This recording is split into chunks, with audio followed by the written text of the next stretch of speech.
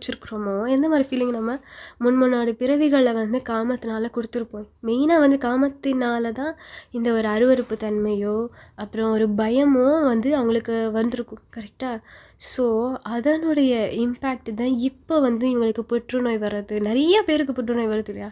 யாருக்கு வரும்லாம் சொல்ல முடியாது புற்றுநோய். அப்புறம் இந்த ஸ்கின் அலர்ஜிஸும் அதே மாதிரி தான். 2 விஷயத்தை நல்லா கவனமாக கேட்டு யோசிச்சு பாருங்கள். அதுவுமே ஒரு அருவருப்பான விஷயங்கள். ஸோ ஒருத்தவங்க கூட பிடிக்காமல் வாழ்கிறாங்கன்னு வச்சுக்கோங்களேன். முன்னாடி பிறவிகளாக நம்ம யாரை வேணால் பிறந்திருக்கலாம். ஒரு பிரிட்டிஷராக பிறந்திருக்கிறோன்னு வைங்க, இல்லை ஃப்ரெஞ்சா ஏதோ ஒரு அதிகாரியாக பிறந்திருப்போம் முந்தின பிறவிகளை, மெயினாக கலியுகத்தில். அப்போது விருப்பமே இல்லைன்னாலும் அந்த காமத்துக்காக அதிகாரம் பண்ணுறது, ஆதிக்கம் பண்ணுறது, இந்த மாதிரி காரியங்கள் கூட பண்ணியிருக்கலாம். பண்ணலைன்னு இல்லை, பண்ணியிருப்போம். கண்டிப்பாக பண்ணியிருக்க மாட்டோம்லாம் கிடையாது. ஸோ பண்ணியிருப்போம்.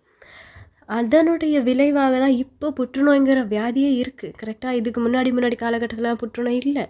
இப்போ ஒரு ஒரு 200 இயர்ஸாக வேணால் சொல்லிக்கலாமா? ஒரு 100 இயர்ஸ் கூட சொல்லிக்கலாம், 150 இயர்ஸ் அந்த மாதிரி கூட சொல்லிக்கலாம்.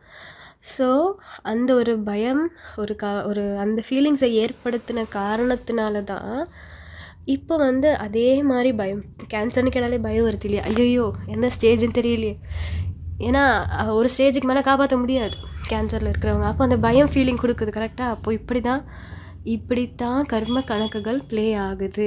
இதை வந்து டாக்டர்ஸோ சயின்டிஸ்ட்டோ எக்ஸ்பிளைன் பண்ண முடியாது. இது பரமாத்மாவினுடைய ஞானத்தை வச்சு நம்ம யோசிக்கும் பொழுது தான் பரமாத்மாவே இதை கரெக்டாக சொல்லியிருப்பாங்க, இன்டைரக்டாக சொல்லியிருப்பாங்க.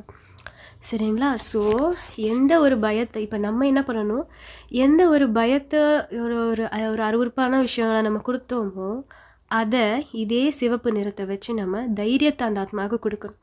அந்த ஆத்மாவிற்கு பிரம்மச்சரியத்திற்கான ஒரு சக்திகளையும் நம்ம கொடுக்கணும். இந்த ரெட் கலருடைய ரேஸை பயன்படுத்தி நான் பிரம்மச்சரியத்தை கடைபிடிக்கக்கூடிய ஆத்மானு நம்ம சொல்லணும்.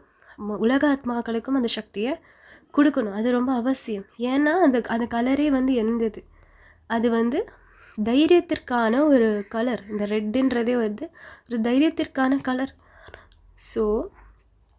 ஸோ இந்த இன்னொரு விஷயம் என்னென்னா, இப்போ இந்த கேன்சர் இதெல்லாம் வருது அப்படின்னா